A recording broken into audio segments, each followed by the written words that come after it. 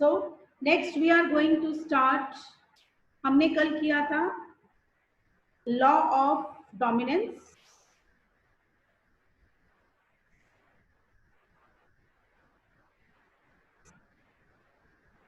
Law of dominance, चलो इसमें से बता दो। लॉ ऑफ डोमिनेंस क्या स्टेट करता है? Out of a pair of contrasting characters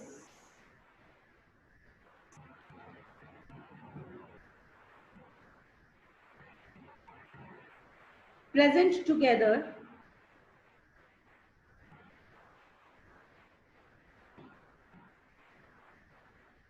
only one is able to express itself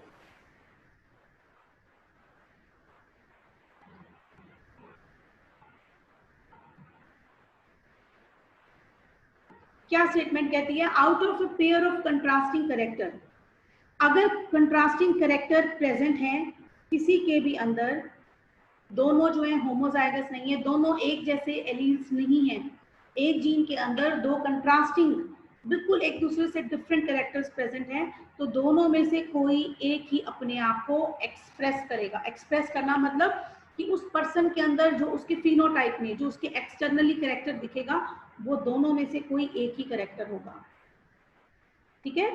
and another remains suppressed, जो दूसरा होगा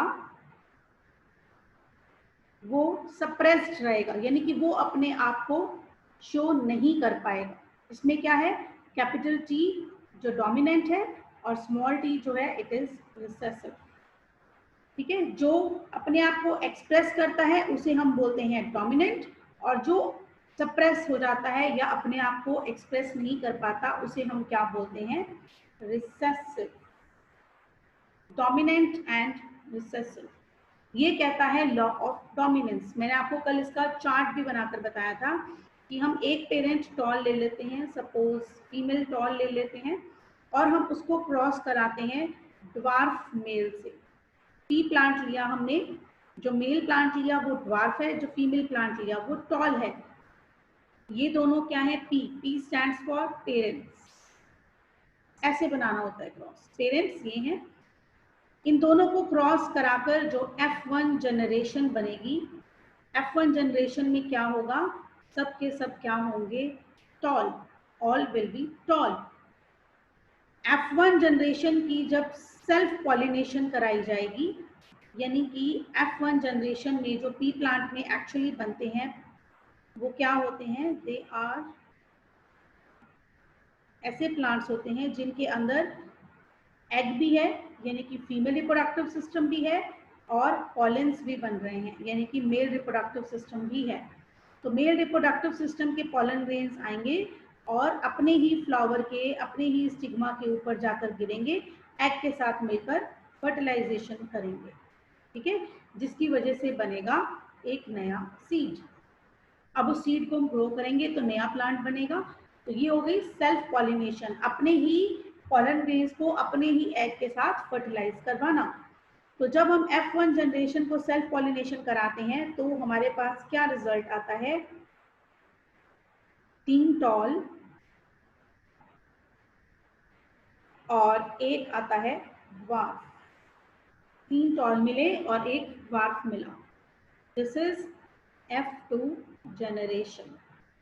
F2 जनरेशन में ये आया। और अगर हम इस सब चीज़ों को पुनेट स्क्वायर में शो करना चाहें, स्पेशली हम किसको शो करेंगे? F2 जनरेशन को। It will be like this, कि F1 जनरेशन में जो आए, हमने टॉल और ड्वार्फ को हमने क्रॉस कराया, ये पेरेंट्स। F1 में सभी क्या बने? टॉल। सेल्फ पॉलिनेशन कराई गई। F2 जनरेशन में सभी क्या हुए? ये पॉसिबल कॉम्बिनेशंस बने। कैसे बने ये हम शो करने के लिए यहाँ पर इसको पुनेट स्क्वायर बनाएंगे। यहाँ पर हम मेल के गैमेट्स लिख रहे हैं। मेल, क्योंकि मेल और फीमेल दोनों ही एक ही फ्लावर है, एक ही प्लांट है, तो दोनों ही सेम होंगे। मेल के गैमेट्स भी कैपिटल टी स्मॉल टी, और फीमेल के गैमेट्स भी कैपिटल टी स्मॉल टी बनेंगे। दो ही तरह के बन सकते हैं, जितने भी गैमीट्स बनेंगे, मेल के जितने भी पॉलन्स होंगे, या तो उसके अंदर कैपिटल टी होगा या स्मॉल टी होगा। इस तरह से फीमेल के एग जो बनेंगे कैपिटल टी या स्मॉल टी होगा। तो फाइनली अगर इन दोनों का कॉम्बिनेशन होता है तो टॉल, इन दोनों का कॉम्बिनेशन होता है तो heterozygous tall, again heterozygous tall, and this is a dwarf.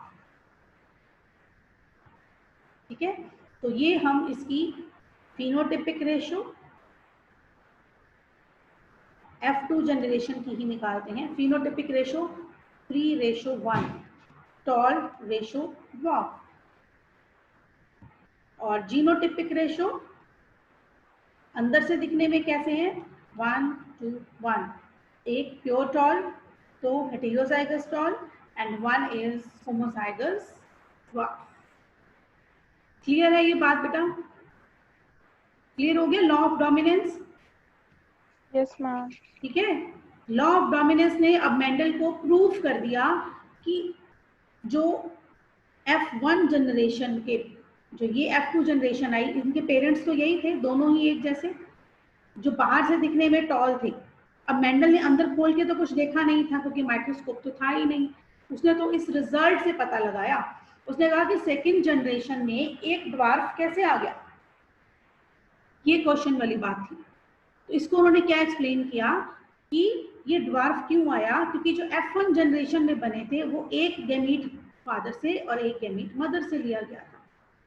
Mother के पास गैमीट ड्वार्फनेस वाला था जो रिसेसिव रह गया, उसने अपने आप को शो नहीं किया F1 जनरेशन में। क्यों? क्योंकि वो रिसेसिव है। हर एक जीन में कंट्रास्टिंग अगर दो ट्रेट हैं तो दोनों में से एक डोमिनेंट और एक रिसेसिव होगा, और यहाँ पर रिसेसिव वाले ने अपने आप को शो नहीं करा, लेकिन वो चुपचाप पड़ा रहा।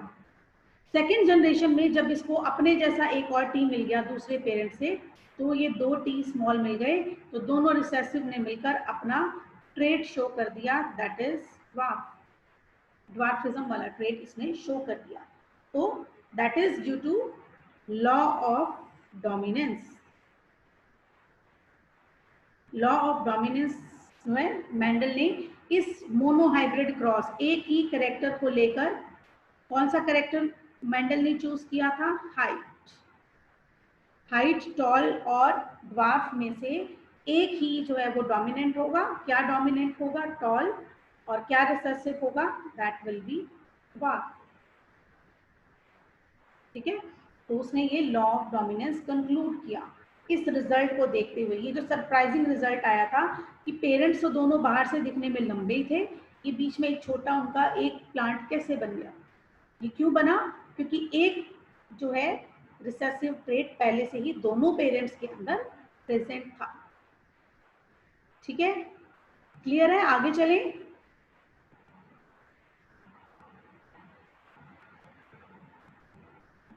Yes ma'am.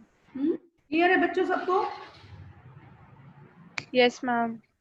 ठीक है, अब मेंडल ने क्या करा, इसी को देखते हुए एक और मेंडल का लॉ आया, दैट इज 3 लॉज दिए थे बेसिकली मेंडल ने। Law of dominance, second was law of segregation.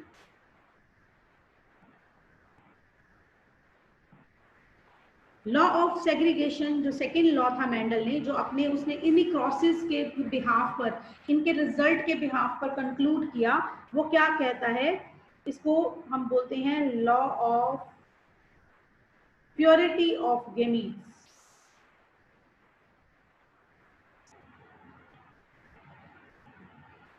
ये क्या स्टेट करता है, 2 members of a pair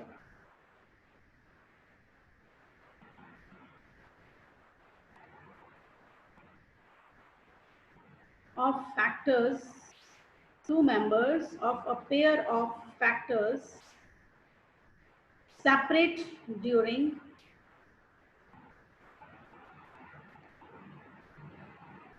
formation of gametes.